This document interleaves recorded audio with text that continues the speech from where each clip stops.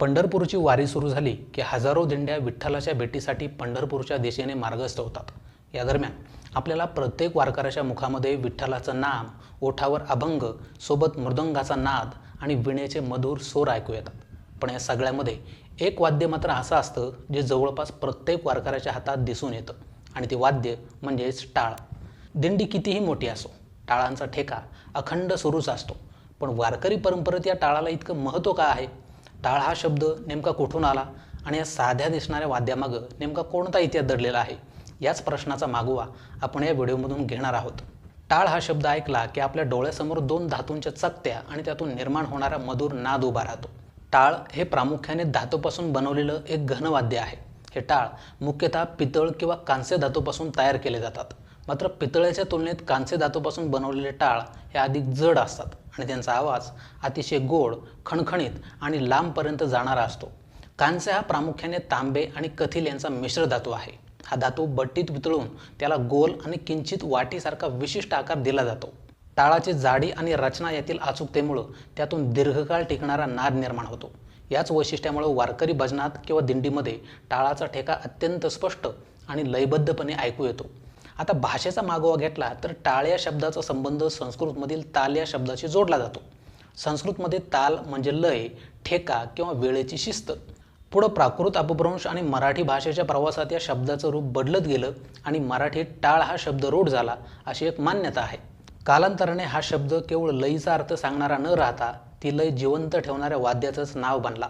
म्हणजेच वारकऱ्यांच्या हातातलं टाळ हे केवळ धातूचं वाद्य नाही, तर दीर्घभाषिक आणि धार्मिक परंपरेचं ते एक महत्त्वाचं प्रतीक आहे।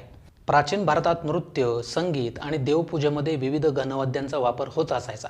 जर आपण मंदिरावरील जुन्या शिल्पांकडे नीट पाहिलं तर अनेक ठिकाणी हातात टाळ सदृश वाद्य घेऊन संगीत करणाऱ्या व्यक्ती दिसून येतात। यावरून भारतात अशा प्रकारच्या वाद्यांची परंपरा प्राचीन काळापासून अस्तित्वात असल्याचं दिसून येतं। मात्र महाराष्ट्रात टाळाला खरी ओळख मिळाली ती संतांच्या भक्ती चळवळीत।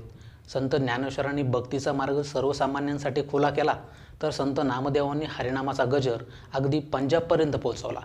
विशेष म्हणजे भक्ती परंपरेच्या सुरुवातीच्या काळात काही वारकरी दगडी टाळांचा वापर करत असत, असा उल्लेख आढळून येतो।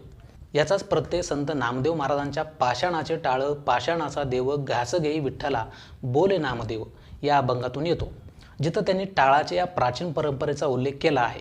पुढं संत एकनाथांनी कीर्तन परंपरेला नवं बळ दिलं आणि संत तुकाराम महाराजांनी अभंगाच्या माध्यमातून भक्ती प्रत्येकाच्या हृदयात पोहोचवली। या संपूर्ण परंपरेत एक गोष्ट मात्र कायम राहिली, हातात टाळ, सोबत मृदंगाचा निनाद आणि मुखात विठ्ठलाचं नाम। त्यामुळं टाळ हे केवळ एक वाद्य न राहता भक्तीचा एक अविभाज्य भाग बनलं। पण वारकरी परंपरेत टाळाला इतकं महत्त्व का आहे, याचं उत्तर खूप सुंदर आहे। वारीमध्ये हजारो लोक एकत्र चालतात, प्रत्येकाची चाल वेगळी, आवाज वेगळा, पण टाळाचा एकच ठेका सर्वांना एका लयीत बांधून ठेवतो। त्या ठेक्यात शिस्त आहे, एकता आहे आणि सामूहिक भक्तीचा नाद आहे। म्हणूनच वारकरी परंपरेत टाळकरी हा फक्त वादक नसतो, तर तो हरिनामाचा साथीदार असतो। त्याच्या हातातून उमटणारा प्रत्येक ठेका हा विठ्ठल नामाशी जोडलेला असतो। टाळाचा आवाज जितका बाहेर ऐकू येतो तितकाच तो आतही घुमतो। म्हणूनच संतांनी टाळाचा उल्लेख केवळ संगीतासाठी केला नाही, तर मनाला जागं करणाऱ्या साधनेप्रमाणे केला आहे।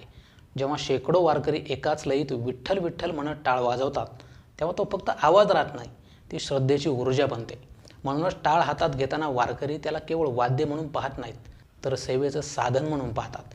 आशा करतो की टाळाची ही माहिती तुम्हाला नक्कीच आवडली असेल। हा व्हिडिओ कसा वाटला ते कमेंट करून नक्की सांगा।